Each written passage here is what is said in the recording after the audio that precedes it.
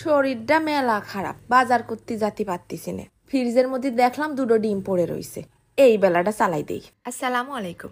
রিজিক নিয়ে টেনশন করি না, আল্লাহ রিজিকে যা রাখিছে তা ঠিক 7 সমুদ্র 13 নদীর ওপার থাকলেও আমার প্লেটের পর এসে হাজির হবে। আর যদি রিজিকে না থাকে তা আয়েশ করে মাখাই টাকাই নিলেও গাল পর্যন্তও পৌঁছাবে না। ডিম দুটো ভাঙিয়ে নিয়ে একটুখানি নুন আর একটুখানি গোলমরিচের গুঁড়ো দিয়ে সুন্দর করে গুলাই নিছি। ফ্রিজের মধ্যে দেখলাম পিঠে বানানোর জন্য আবার একটু নারকেল কুড়া ছিল।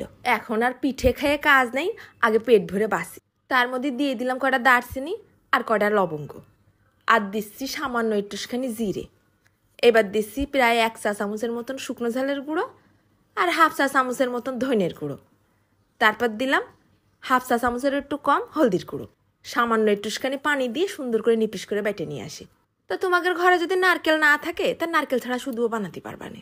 তারপর কড়াইটা খুব একটা গরম করিনি, হালকা গরম করেছি। দিয়ে দিলাম 2 চামচের মতন সয়াবিন তেল। তেলের মধ্যে ঢেলে দিলাম ডিমটুক। ডিমের গাঢ় রংটা একেবারে লাল লাল ভাজা ভাজা করার কোনোই দরকার নেই, এই একটু হাফ সিদ্ধ মতন হলেই হবে না।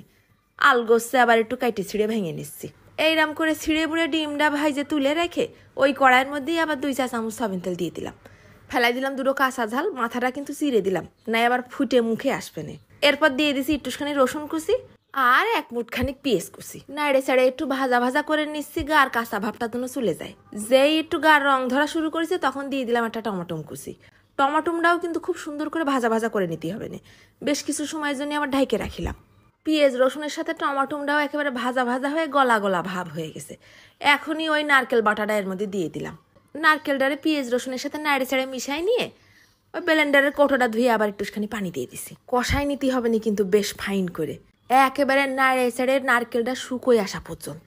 দেখো দিনই যেই এরকম শুকোয় আইছে তখনই দিয়ে দেবো ঝোলের পানি। একটু বেশি করেই পানি দিতে হবে না কিন্তু, নাই নারকেল তো শুকোয় খাটো হয়ে যাবে না। এবার ফেলাই দিলাম ঘপ করে খানিকটা নুন আর সামান্য 1/2 চা চামচের মতন কয়েক দানা চিনি। যেই পানিটা এরম করে বক বক করে ফুটা শুরু করেছে তখন ওই ভাজা ডিমগুলো এর মধ্যে দিয়ে দিলাম। খুন্তি দিয়ে আবার একটু ছড়াই দিচ্ছি, নাই আবার এক জায়গায় দলা পাকায় রাজনীতি শুরু করে দেবে না। ডিমের মধ্যে ঝোল মশলা ঢোকবে তো নাকি।